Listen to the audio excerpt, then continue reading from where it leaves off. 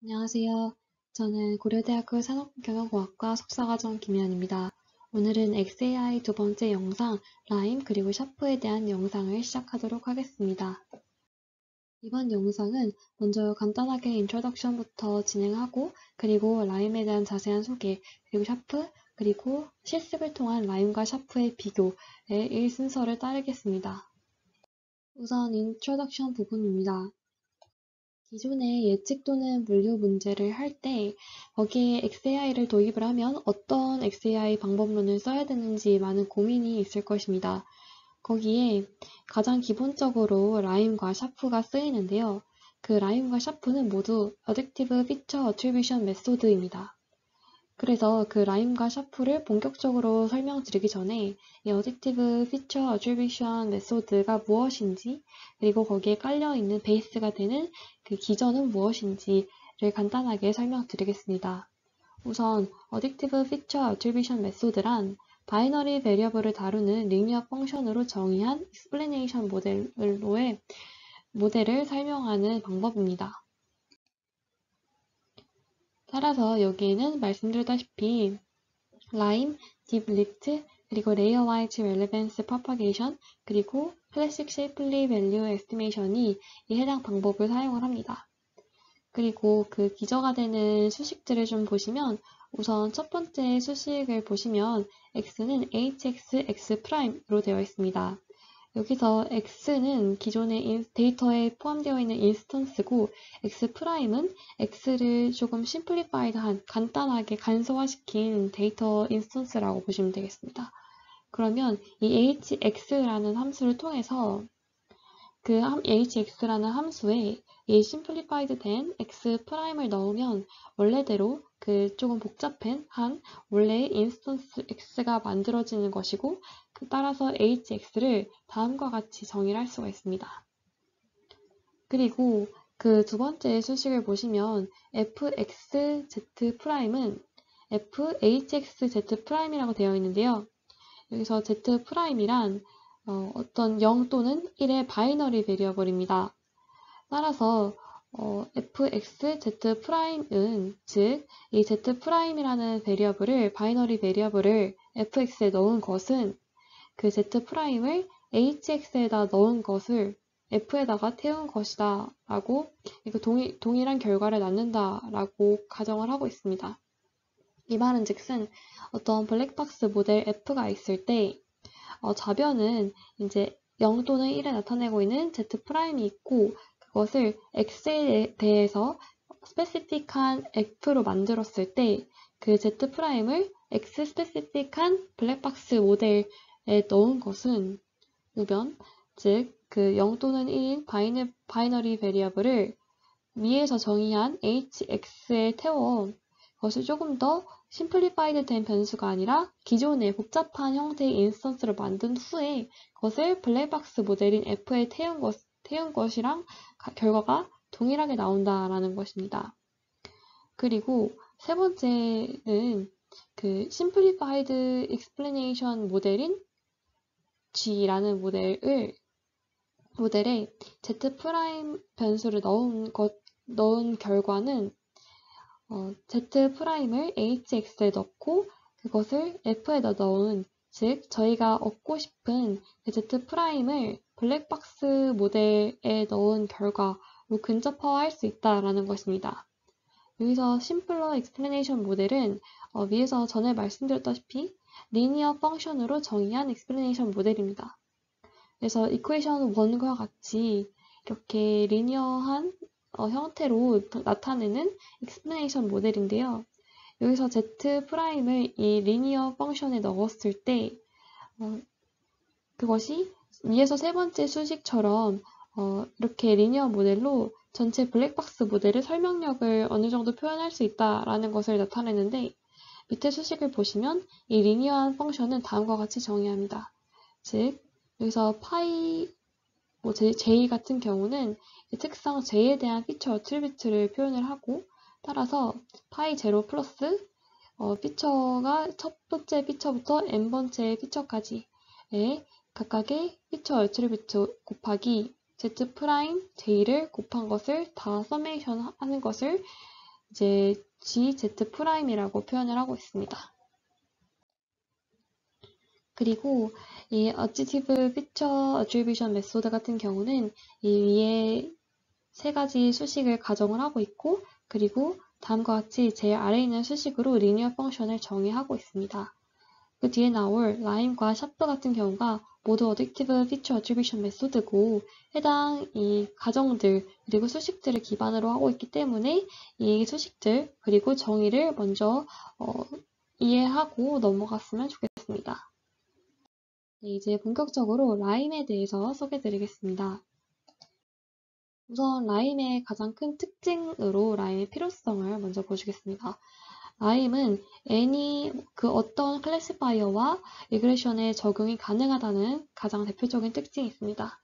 따라서 아래와 같이 어떤 개개인이 사용한 금융 데이터가 있었을 때 그것을 간단하게부터는 리니어 리그레션 또는 점점 더 복잡한 형태의 모델, 랜덤 포레스트 DNN까지도 적용을 해서 어떤 리그레션을 한다고 하면 이렇게 마지막으로 848점과 같은 결과가 나올 수 있습니다. 그런데 저희는 리그레션 중에서 리니어 리그레션을 쓸 수도 있고 랜덤 포레스트를 쓸 수도 있고 DNN 그리고 그 이외의 리그레션 모델을 쓸 수 있는데 모든 리그레션 모델에 대해서 어떤 explanation, 즉 설명력을 갖고 싶습니다. 예를 들어서 어떤 사람이 있었을 때 그 사람이 3등급 즉 848점이 나왔는데 이 사람의 어떤 요인으로 인해서 어떤 데이터, 어떤 피처로 인해서 해당 점수가 나왔는지를 파악을 하고 싶습니다. 근데 그것이 이 리니어 리그레션만이 아니라 그 모든 모델에 대해서 그 설명력을 갖고 싶을 때 이제 라임으로 인해서 저희가 갖고 있는 모든 리그레션 모델에 대해서 적용을 할 수 있고 따라서 이렇게 예를 들어서 세 가지의 리그레션 모델을 사용했을 때 각각에 대해서 설명력을 얻을 수 있고 따라서 예를 들어서 어떤 피처로 인해서 해당 고객이 848점을 받았다라고 하면 그 피처 설명력을 해석함으로써 카드사에서 마땅한 카드를 추천해 줄 수가 있고 또는 해당 리그레션의 문제점을 찾을 수도 있고 다양한 해석이나 다양한 발전이 가능합니다. 네, 그리고 이제부터 설명드린 라임은 여기 보시는 이 논문에 기반해서 정리한 내용이라고 먼저 말씀드리고 싶습니다. 네, 라임을 처음 주장하고 있는 논문의 제목이 다음과 같이 Why should I trust you? 그리고 Explaining the predictions of any classifier입니다. 이 논문의 제목에서 보시다시피 왜 내가 어떤 이유로 이 블랙박스 모델을 믿을 수 있는지를 라임을 통해서 밝히겠다라는 것이고요. 라임의 가장 대표적인 특징인 any classifier에도 도입이 가능하다라는 것을 먼저 논문의 제목에서 주장을 하고 있습니다. 우선 모델의 프리딕션 외에 그 프리딕션의 바탕이 되는 이유를 분석하는 것이 모델의 신뢰도를 평가하는 데 필수 요소입니다. 예를 들어서 아래 그림과 같이 의사, 즉 결정자에게 개별 환자의 예측 또는 환자가 독감이 걸렸는지 여부를 예측하는 것을 설명하는 과정에서 explain 모델은 독감 예측 모델에서 가장 중요한 몇 가지 증상을 강조해 알려줍니다. 밑에 보시다시피 이제 해석은 explanation은 상대적 가중치를 갖는 짧은 리스트가 되고 증상들은 예측값에 기여하는 것이거나 즉 어떤 예측값의 양의 가중치를 가해주는 것이거나 그것에 반하는 즉 예측값의 음의 가중치를 가해주는 것들이 이제 해석이 되겠습니다. 네, 그러면 본격적으로 라임의 정의에 대해서 보시겠습니다. 우선 라임은 Local Interpretable Model Agnostic Explanation의 줄임말입니다. 여기서 첫 번째로 나오는 로컬이 무엇인지를 같이 보시면 제가 XAI 첫 번째 영상에서 모든 XAI는 글로벌한 XAI 방법론과 로컬한 XAI 방법론으로 나뉠 수 있다라고 말씀을 드렸는데요.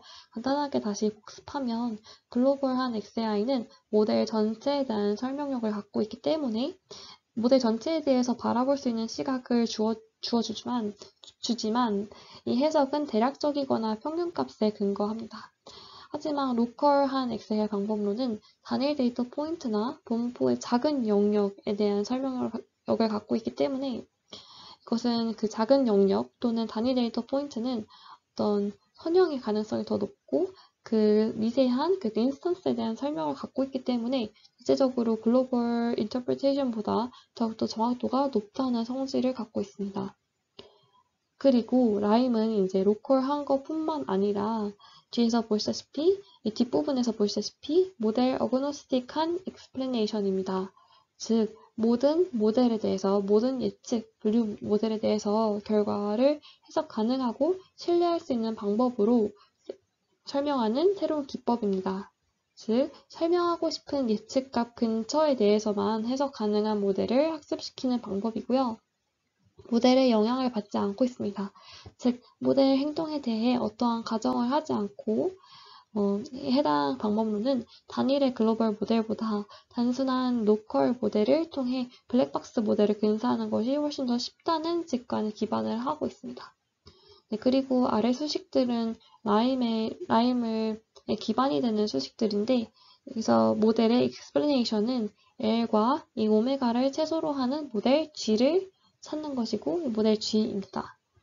그러면 이 L은 무엇이냐 하면 이 L은 다음과 같은 수식, 첫 번째 수식으로 정의를 할 수 있습니다. 즉, 그래서 FZ는 이제 기존 모델의 Z라는 perturbation이 가해진 인스턴스를 태운 결과이고요. 그리고 GZ 프라임, 즉 어떤 해석 가능한 모델, 라쏘가 될 수 있겠고 다른 모델이 될 수 있는데 그 해석 가능한 심플리파이드 된 모델에 Z 프라임을 태운 결과입니다. 그래서 Z 프라임은 그 전에 말씀드렸던 X 프라임과 같은 의미라고 보시면 되겠습니다. 그래서 perturbed instance와 같은 인스턴스를 표현을 하고 있지만 조금 더 simplified 된 인스턴스가 되겠습니다. 네, 그래서 이 FZ와 GZ 프라임의 차이를 구해줍니다.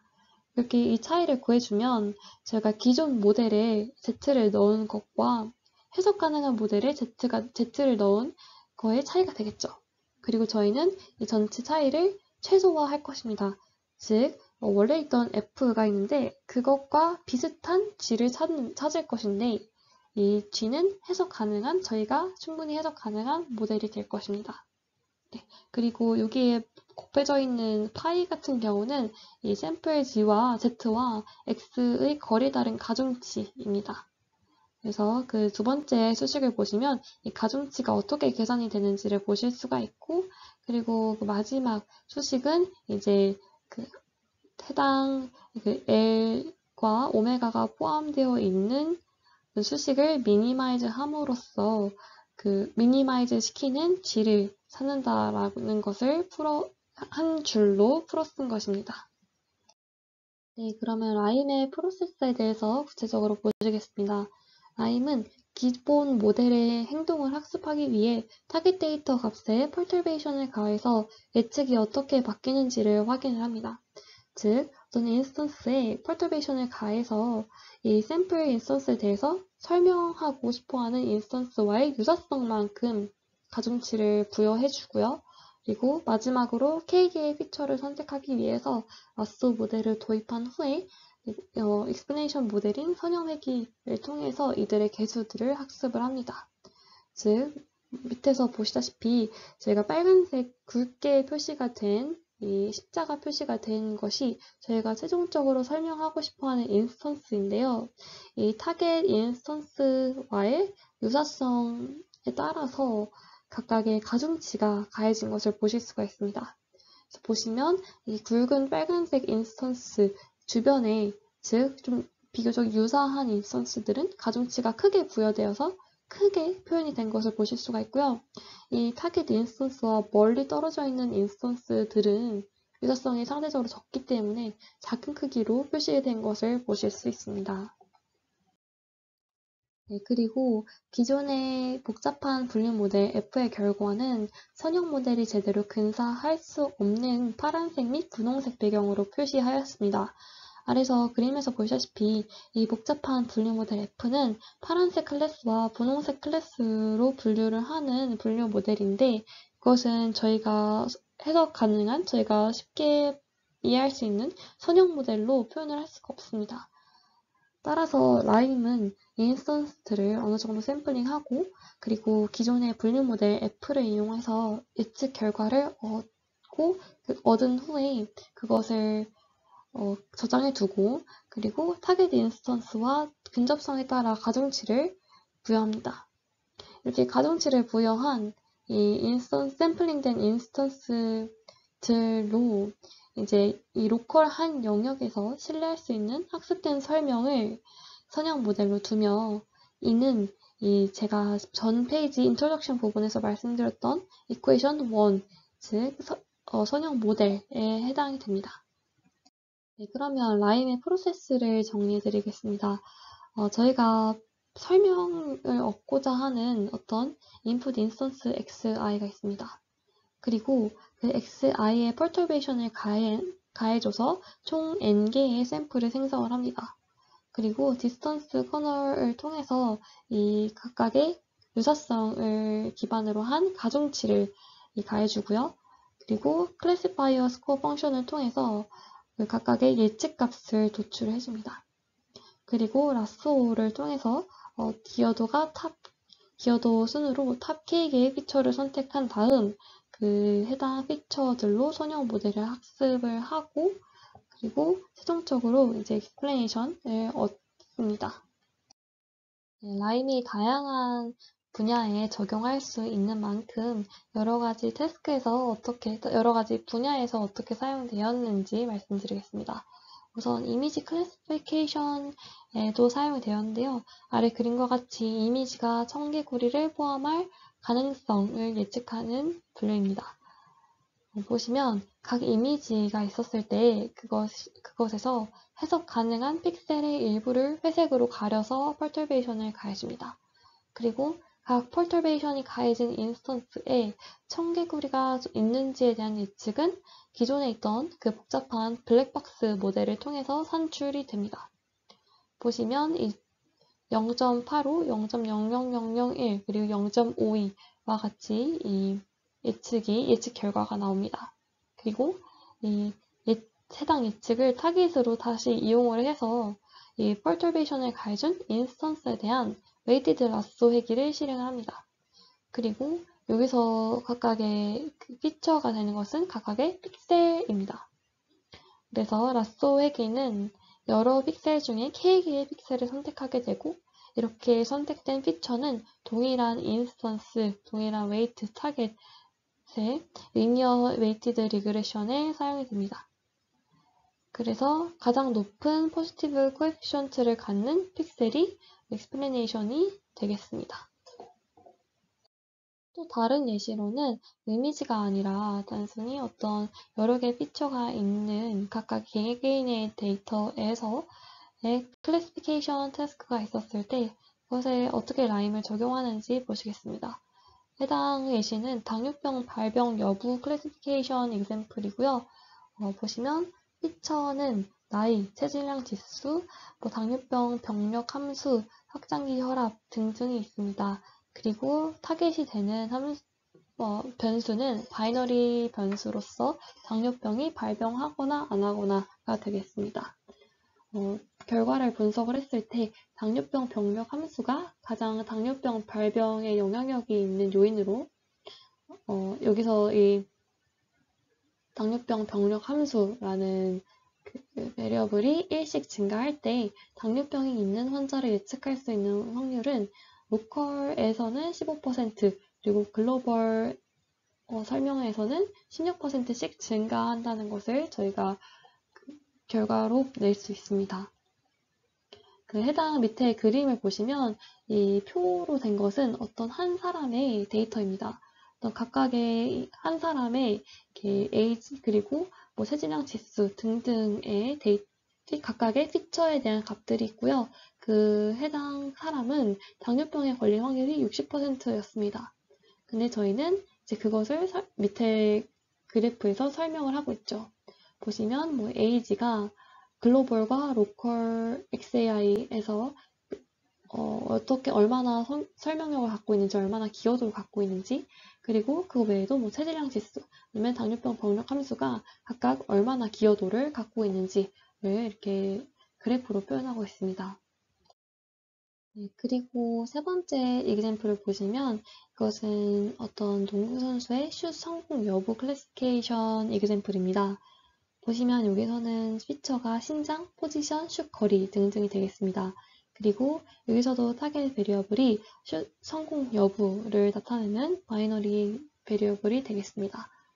어떤 사람이 다음과 같은 표와 같이 이렇게 데이터와 인스턴스가 주어졌을 때 이 사람에 대한 밑에 그 각각의 피처의 기여도를 보시면 로컬과 글로벌 XAI로 나눴을 때, 즉 로컬한 영역의 설명력으로 판단을 하고, 그리고 글로벌한 영역으로 각각의 피처의 기여도를 판단을 했을 때 상당히 다른 결과를 낳은 것을 보실 수 있습니다. 하나만 보시면 슛을 시도한 위치와 림까지의 거리, 즉 샷존 레인지라는 피처는 8 미만일 때 16일 때보다 로컬 해상력은 3.76가량 증가하지만 이 글로벌한 해상력은 7.28% 감소하는 서로 상반되는 결과를 가져올 수도 있습니다. 네, 그러면 라임의 장단점을 좀 보시겠습니다. 우선 라임의 장점으로는 일단은 모델 어그노스틱하기 때문에 모델에 관계가 없고 어떤 예측이나 분류 모델을 사용을 할 수 있다는 장점이 있습니다. 그리고 해석이 용이하다는 장점이 있는데요. 해석을 하는 직선을 찾았을 때 해당 직선의 회귀계수를 사용을 해서 영향력을 빠르게 파악할 수 있다는 장점이 있죠. 하지만 그 단점도 있는데요. 샘플 Z가 많아질수록 그 Z에 대한 것들 설명이 모두 포함되어야 되기 때문에 속도가 느려지고, 그리고 다음 아래 그림과 같이 좀 꺾인 점이 많거나 되게 복잡한 비선형 모델이라면 이 G가, 즉 이 선형 모델이 잘 작동할 수 있을지 의문이 듭니다. 실제로 아이리스 데이터에서 해당 문제점이 발생을 했고, 아래 그림에서도 저희가 어떤 설명하고 싶은 인스턴스가 이렇게 X라고 했을 때 이 X의 전 부분에서 바로 꺾이는 현상이 있지만 저희는 X 근처에서의 선형 모델을 찾고자 하기 때문에 굉장히 옳지 않은, 굉장히 오류가 큰 선형 모델을 도출하여서 설명을 할 수가 있다는 점이죠. 그리고 여기 본 논문에서는 SPLIME이라는 것을 제안하기도 했는데요. SPLIME은 Submodular Peak Lime입니다. 즉, 단일 예측의 설명은 사용자에게 모델에 대한 이해를 제공하지만 모델 전체에 대한 신뢰도를 평가하기에는 충분하지 않기 때문에 개별 사례를 설명함으로써 모델 전체에 대한 이해를 제안을 하였습니다. 근데 여기서 데이터셋이 크다면 이제 많은 수의 설명을 모두 검토할 수가 없기 때문에 비계의 인스턴스만 살펴보고 이제 이 비계의 인스턴스를 설명함으로써 모델 전체에 대해서도 이해를 하자라는 것입니다. 근데 이 비계의 인스턴스만을 이제 살펴보고자 하니까 이 모델을 설명할 수 있는 대표성이 있는 비계를 샘플링 해야 하고요. 이 비계는 다양한 특성을 지닌 샘플을 포함하도록 뽑아야 합니다. 따라서 SPLIM에 의해 뽑힌 서브셋의 익스플레이션을 통해 모델 전반적인 작동 방식을 신뢰할 것인지를 평가를 해야 합니다. 실제로 아래 그림에서 보시면 저는 5개의 인스턴스를 갖고 왔습니다. 만약에 해당 서브모듈러 픽 라임이 이 5개, 여기 있는 5개를 픽을 했다면 상당히 비슷한 특성을 갖고 있는 데이터를 샘플링 한 것으로 보이고요. 따라서 이 다양한 특성을 갖고 있는 샘플을 뽑지 못했다. 즉, 정확하지 않은 결과를 가져올 수 있겠다라는 것을 합리적인 의심을 할 수가 있겠죠. 따라서 서브모듈러 픽 라임을 할 때는 이처럼이 아니라 다양한 특성을 지닌 샘플들을 뽑도록 해야 합니다. 네, 그러면 SP 라임의 프로세스를 보시겠습니다. 우선 여기서는 explanation matrix라는 것이 존재합니다. explanation matrix W라는 것은 n by d 프라임 차원인데요. 그래서 보시다시피 그래서 n은 이제 저희가 뽑은 원래에 갖고 있는 인스턴스 개수이고요. 그리고 d 프라임은 각각에 갖고 있는 피처의 개수가 되겠습니다. 즉, 각 인스턴스의 interpretable component의 local importance를 찾고자 하는데, 리니어 모델의 explanation을 사용한 경우에 이 explanation matrix는 다음과 같이 WGIJ가 되겠습니다. 그래서 G는 전에부터 계속 사용되었던 이 linear explanation 모델이 되겠습니다. 그리고 이 아래 그림에서 보시다시피 explanation matrix W의 J번째 컬럼의 글로벌 importance를 IJ라고 표현을 했을 때 많은 인스턴스를 설명할수록 글로벌 importance가 높게 나타납니다. 즉, 여기서 그림에서는 많은 인스턴스를 설명을 할수록, 즉, 여기서는 F2가 되겠죠. F2가 글로벌, 즉 모델 전체로 봤을 때는 굉장히 임포턴스가 높은 피처라고 볼 수가 있습니다. 그리고 리니어 모델에서는 IJ를 다음과 같이 구할 수가 있습니다. 그리고 여기서는 커버러지라는 개념이 나오는데요. 커버러지는 이제 이 explanation matrix와 각각의 글로벌 임포턴스가 주어졌을 때, 그래서 set V에 속한 인스턴스에 한 번이라도 나타난 피처의 total importance를 말하고 있습니다. 네, 그래서 간단하게 예시를 밑에서 보시면 이렇게 여러 가지 인스턴스들이 행으로 나타내어 있고 각 인스턴스에 포함되어 있는 피처들이 이렇게 짙게 표시가 되어 있습니다. 그러면 F2가 이제 많은 인스턴스를 설명을 하고 있으니까 가장 중요한 피처가 되겠고요. 따라서 저희 먼저 이 SP 라인으로 설명할 인스턴스를 뽑을 때 이 두 번째 인스턴스를 선택을 했을 때 빨간 박스로 표시를 하였을 때 중복된 특성을 갖지 않는 다섯 번째 인스턴스를 선정을 하는 방식입니다. 네, 그러면 라임을 적용을 해봤을 때 실제로 성능이 잘 나오는지 잘 모델을 설명을 했는지를 평가를 하고 싶습니다. 그러면 이 실험의 목적은, 즉 explanation에 대한 성능은 총 3가지로 나눠서 판단을 할 수가 있습니다. 우선 해당 explanation 모델이 전체 모델을 충실히 설명을 했는지의 여부를 파악을 해야 되겠고요. 그리고 설명이 예측에 대한 신뢰를 확인하는 데 도움이 될 수 있는지를 확인을 해야 하고, 그 설명은 모델 전체를 평가하는 데 유용한지 또 평가를 해봐야겠습니다. 해당 실험은 다음과 같은 설정을 주었습니다. 우선 각각의 데이터셋은 책과 DVD 후기 데이터셋입니다.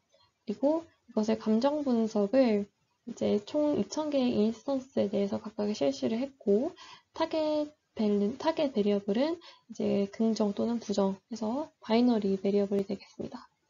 그리고 트레인 데이터는 1600개, 테스트 데이터는 400개로 이루어져 있고, 워드2백을 사용을 해서 이 후기 데이터를 인베딩된 백업 벌스를 피처로 사용하는 방식입니다. 그리고 사용하는 분류 모델은 의사결정 나무, 로지스틱 리그레션, 그리고 니어리스트 네이버, 그리고 SVM, 그리고 랜덤 포레스트가 되겠습니다. 네, 그러면 첫 번째 평가 기준인 해당 익스플레이션 모델이 모델을 충실히 설명을 했는가, 이것을 같이 판단을 해보겠습니다. 우선 말씀드렸던 테스트 데이터셋이 400개가 있는데 이 400개의 데이터셋에서 중요한 단어는 사전에 선정이 되었습니다.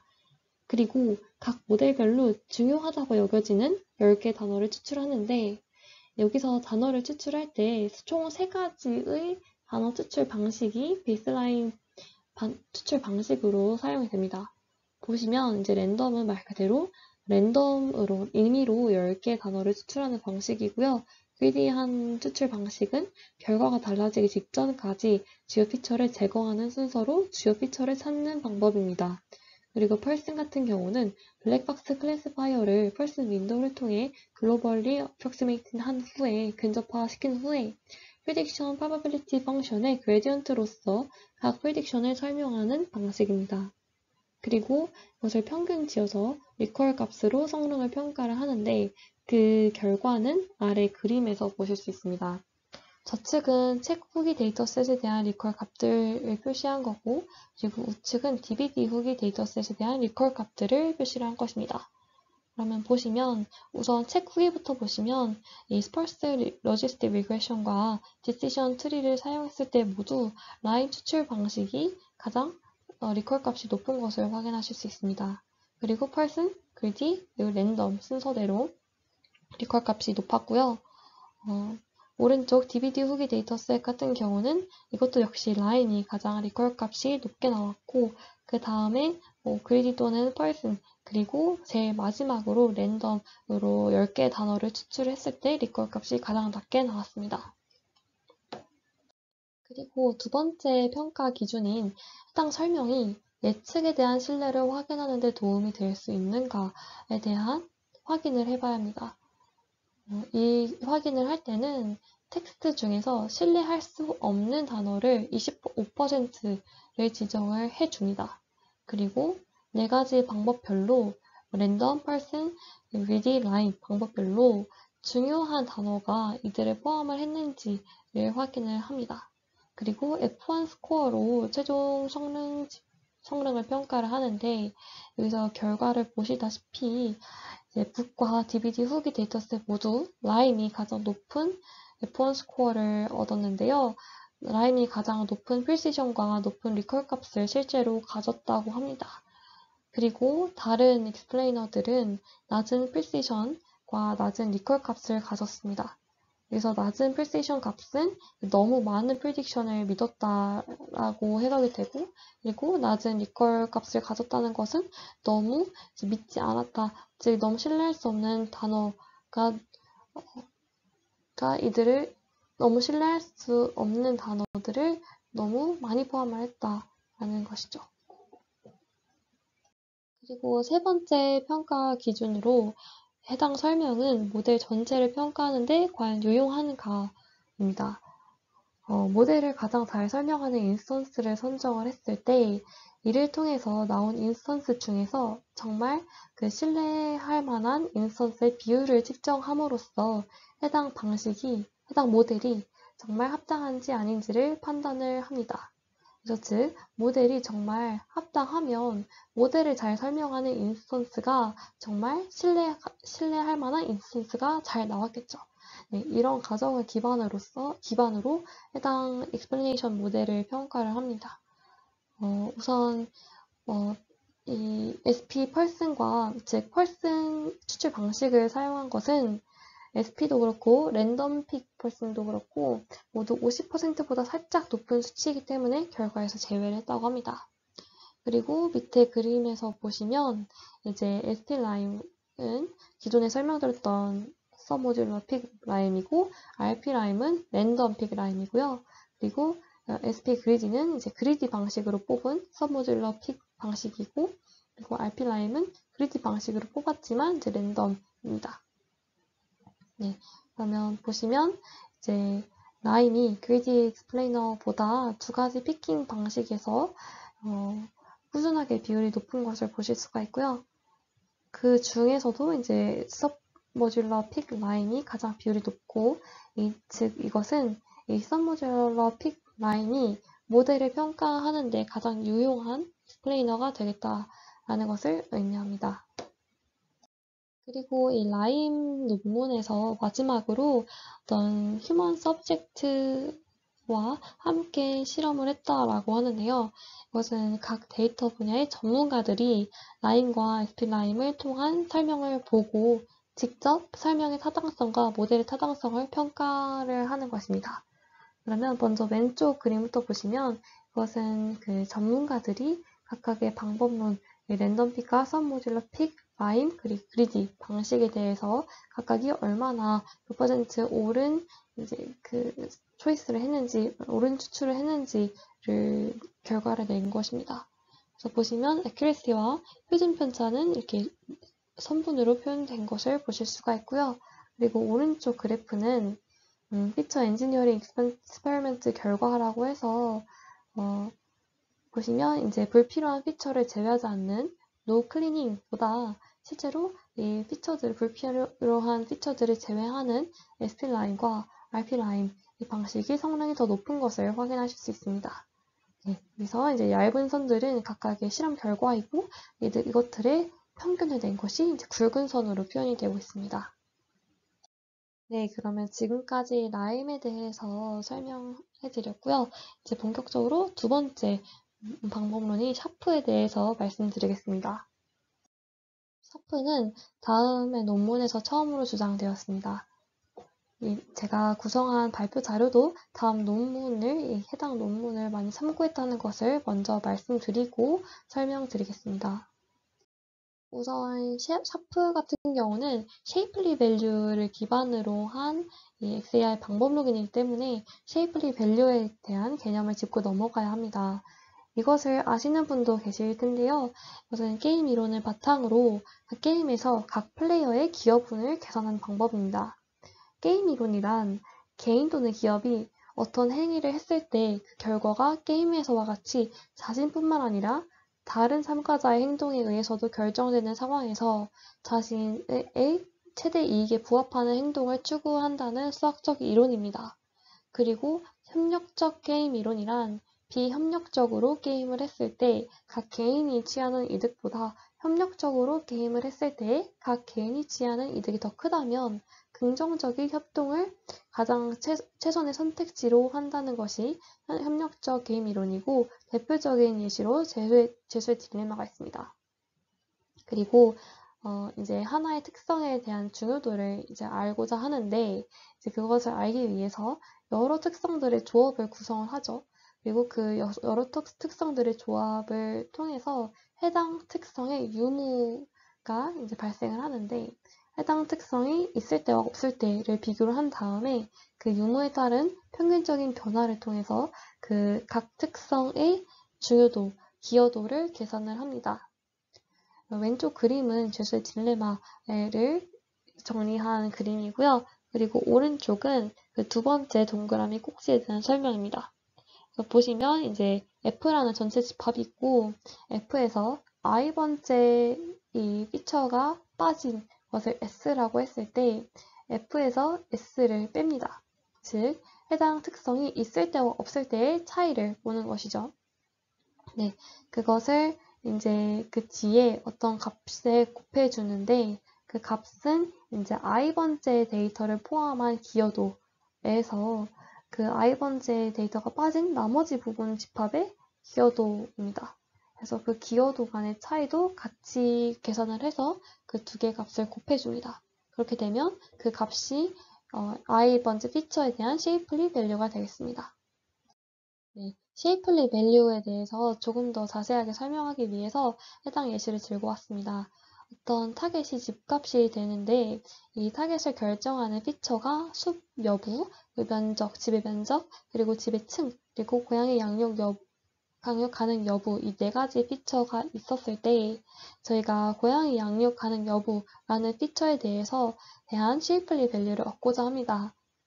우선 이 고양이 양육 가능 여부라는 피처를 제외하면 총 3가지의 피처가 있고요. 이 3가지의 피처의 유무는 즉 총 2의 3승, 그래서 8개의 조합이 있습니다. 그러면 이 8개의 조합에 대해서 밑에 제가 쭉 나열한 것처럼 이제 F 조합 1과 고양이 있을 때 그리고 그 F 조합 1, 즉 고양이 없을 때 각각의 F값들의 차이를 구해줍니다. 그리고 마찬가지로 두 번째 조합에서도 고양이가 있을 때와 없을 때의 결과값을 서로 차이를 구해주고 이렇게 모든 8개의 조합에 대해서 고양이가 있을 때와 없을 때의 F값, 집값, 아니면 다른 타겟 베리어블 값을 구해주고 이것들을 가중 평균해서 총 쉐이플리 밸류를 구해줍니다. 네, 그럼 이제 샤프의 정의에 대해서 말씀드릴 수 있습니다. 샤프는 각 피처의 기여도를 계산하여 인스턴스 X의 예측을 설명하는 방법입니다. 여기서 각 피처의 기여도란 즉, 각 특성값 J에 대한 쉐이플리 밸류에 대한 해석은 다음과 같이 해석을 할 수 있습니다. 그것은 J번째 특성값은 데이터셋에 대한 평균 예측값과 비교하여 특정 관측치를 예측하는데 파이 J만큼의 기여도를 가진다라고 해석을 할 수가 있습니다.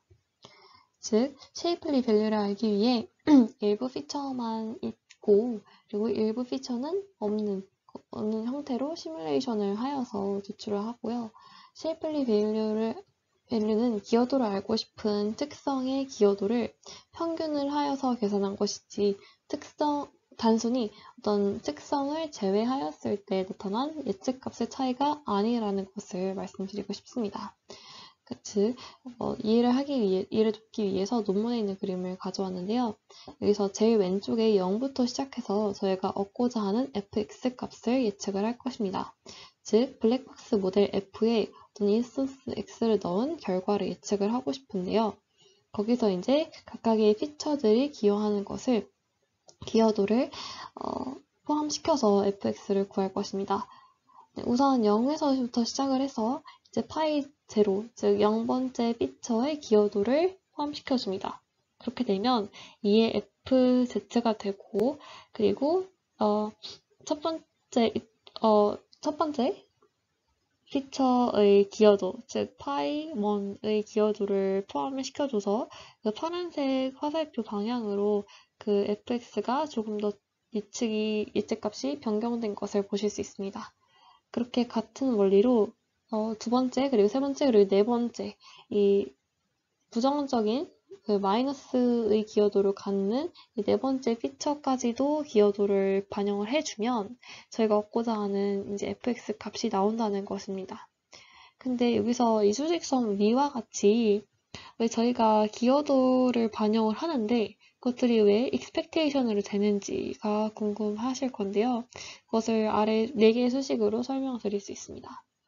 여기서 첫 번째 줄을 보시면 이 첫 번째 줄이 의미하는 것은 이 샤프에서 도입하고 있는 explanation 모델이죠. 이라는 것을 설명을 합니다. 여기서 보시면 먼저 제일 왼쪽에 있는 값, 즉 fx에다가 z'을 넣은 값은 즉 z'이라는 z'이라는 값을 이 베리어블을 이 fx 즉 x에 스페시파이드 된 함수 블랙박스 함수에 넣은 결과는 expectation들로 보겠다라는 것입니다. 즉 zs라는 분포가 있을 때의 그 안에서의 z를 f라는 블랙박스 모델에 넣은 값들을 평균으로 대체하겠다라는 것이 이 샤프에서 도입하는 explanation 모델입니다. 이 말은 즉 평균값으로 보겠다라는 것이고요. 두 번째 식으로 넘어가면 그 평균값은 expectation over 다음에 값, 그 x, s, 그리고 위에는 바, 그리고 그것을 zs가 있을 때 zs 바의 expectation으로 대체를 할 수가 있다라는 것인데요. 여기서의 대문자 s는 그 non-zero 인덱스들의 그 집합이 되겠고, 그리고 s 바라는 것은 S에 있지 않은 피처들로 이루어진 집합입니다. 그리고 이 세 번째 수식을 보시면 이 두 번째 수식을 세 번째 수식으로 근접화할 수 있는데 그것은 보시면 이제 그 밥 뒷부분이 사라진 것을 보실 수 있습니다. 즉, 이 피처 간의 독립성을 가정을 하여서 이 ZS가 있을 때 그런 경우들을 삭제를 한 것이고요.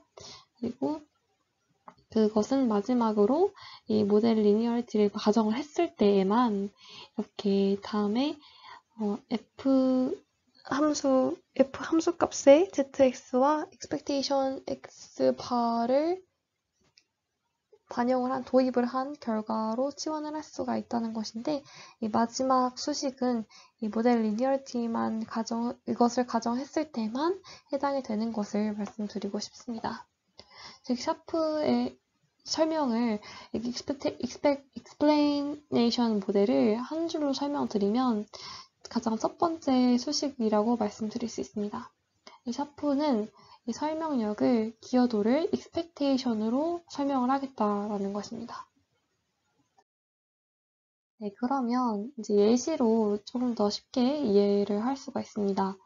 예를 들어서 어떤 일별 자전거 대여수를 예측하기 위해 날씨, 일별 정보 등의 피처를 갖는 데이터를 랜덤 포레스트에 학습을 시킨 후에 특정 날짜에 대한 랜덤 포레스트의 예측 값에 대한 각 피처의 기여도를 측정을 해봤고 그것을 아래와 같이 나타내봤습니다. 보시면 이제 어떠한 피처들은 양의 긍정적인 기여도 그리고 어떠한 피처들은 부정적인 기여도를 이 예측에 기여를 하고 있다라고 보실 수 있는데요. 템퍼처 같은 기온 같은 경우는 이제 긍정적인 기여도를 가져오고 이 풍속은 부정적인 기여도를 가져온다고 볼 수가 있습니다.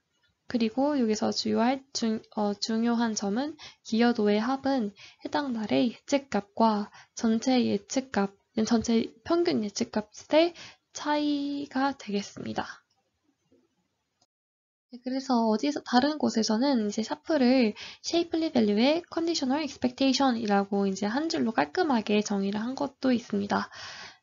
기존과 다른 내용은 아니고요. conditional expectation 값이다. 즉, 정확한 f 값이 아닌 expectation 하지만 이 조건부 expectation을 이제 샤프라고 정의를 하겠다라는 것이고요. 여기서도 역시 이제 아래 그림과 같이 모델이 높은 예측 결과를 낼 수 있게 도움을 주는 피처와 즉 여기서 이제 그 분홍색으로 표현된 피처와 예측에 방해가 되는 피처 이 파란색 피처로 나누어서 설명을 하겠다는 것이고요. 이 shapely value 즉 local expectation을 기반으로 하여서 데이터셋의 전체적인 영역을 해석을 가능하게 하는 것입니다. 그래서 모델의 특징에 따라서 계산법을 좀 다르게 해봤는데요. 우선 커널 샤프 같은 경우는 리니어 라임과 쉐이플리 밸류를 합친 형태고 트리 샤프는 트리 베이스드 모델에서의 샤프 계산법을 도입한 것이고 딥 샤프는 딥러닝 베이스드 모델에서의 샤프를 도입한 것입니다. 그리고 각각의 이제 샤프는 뒤에서 설명드리겠습니다. 네, 각각의 샤프에 대해서 다뤄보기 전에 논문에서 말하는 이 피처 애트리뷰션의 도입을 하려면 각각에 갖고 있는 세 가지 특성이 있는데 이 특성을 모두 만족시켜야 한다라고 주장하고 있습니다. 그 피처 애트리뷰션의 필수 요소는 우선 첫 번째로는 로컬 애큐러시가 있습니다. 이는 simplified 된 input x 프라임을 explanation 모델에 넣었을 때 output in gx 프라임은 original input x에 대한 fx와 매치가 잘 되어야 된다는 것입니다. 그것은 아래 수식처럼 fx는 이제 gx 프라임이 되어야 된다는 것이고요. 즉, 말 그대로 로컬 애큐러시 말 그대로 이 로컬에서 얻은 결과는 전체 fx에서 얻은 결과와 동일해야 한다, 잘 매치가 되어야 된다라는 것입니다. 그리고 두 번째는 미싱리스입니다. 즉, 피처 값이 없다면 xi''이 제로고 이거 피처 값이 없다면 애트리뷰션도 0이다라는 것입니다. 그리고 세 번째 만족해야 될 특성은 consistency라고 해서 모델이 변경되어 피처의 marginal contribution이 다른 특성에 관계없이 증가하거나 동일하게 된다면 애트리뷰션도 역시 증가하거나 동일하게 유지되어야 하며 감소할 수 없다는 것입니다. 그리고 그 특성을 아래 수식과 같이 표현을 해봤습니다. 그래서 제가 전에 이 해당 페이지에서 두 번째 샤프의 정의를 말씀드렸는데요. 그 첫 번째 나온 정의와 두 번째 나온 정의를 제 나름대로 정리를 하면 다음과 같이 샤프를 최종적으로 정의를 할 수 있을 것입니다. 즉, shapely value를 사용을 하여서 additive 메소드를 만족시키는 각 특성의 기여도를 기반으로 하는 explanation 모델이다 라고 말씀드릴 수 있습니다. 네, 우선 샤프의 종류 중에서 모델 어그노스틱한 모델인 커널 샤프에 대해서 말씀드리겠습니다. 전 페이지에 있었듯이 커널 샤프는 리니어 라임과 쉐이플리 밸류를 합친 형태라고들 많이 설명되어 있습니다. 그것은 무엇이냐면 이제 weighted linear regression, 즉 라임에서는 local surrogate 모델, local explanation 모델로 사용을 하죠. 이것과 웨이팅 커널을 통해서 라임의 explanation 모델의 regression coefficient는 샤프 값을 예측할 수 있다고 주장을 하는 이 주장에서 비롯된 샤프입니다. 즉, Z 프라임 벡터들이 이제 cardinality 순서로 나열이 될 때 오른쪽 하단에서 보시다시피 이 쉐이플리 커널 웨잉은 기존의 다른 커널과 다르게 시메트릭한 형태를 보이고 있고요. 그리고 여기서 주장하는 이 웨이팅 커널은 왼쪽 하단과 같이 계산을 할 수 있습니다. 여기서의 이제 m의 값은 피처의 개수를 의미를 하고, 그리고 z 프라임의 절대값을 씌운 것은 이 simplified 된 input z 프라임의 non-zero 피처의 수를 의미를 합니다. 그리고 이 다음부터는 모델 어그노스틱한 샤프가 아니라 모델 스페시픽한 샤프들을 같이 보시겠습니다. 우선 가장 기본적인 형태인 리니어 샤프를 보시면 여기서는 일단 인풋 피처 간의 인디펜던스를 가정을 하고 있고요. 피처 밸류가 바로 모델의 이 웨이트 코에피션트로부터 수정될 수 있다고 주장을 하고 있습니다. 그래서 보시다시피 fx라는 이제 리니어 모델이 있었을 때 그것에 기반을 하여서 여기 있는 이제 코에피션트들로 이 파이라는 이 샤프 밸류를 바로 추정할 수 있다라고 주장하고 있습니다. 그리고 또 다른 모델 스페시픽한 샤프 중에서 트리 샤프가 있습니다. 기존의 트리 앙상블 모델에서의 피처 임포턴스를 계산을 할 때 그것은 트리마다 모델마다 산출값이 달라지기 때문에 일관성이 없다는 한계점이 존재하였습니다. 근데 따라서 밑에 그림에서 보시다시피 이제 트리 모델 A, P가 있을 때 피처는 피버와 컵볼은 동일하지만 스플릿 순서가 다를 때 이 결과가 달라지고, 또한 스플릿 순서에 기반하여 계산되는 게인과 스플릿, 카운트 등의 산출값이 모두 다 달라지게 됩니다. 하지만 샤프는 스플릿의 순서와 무관하게 일관된 피처 임포턴스를 계산하고 있습니다.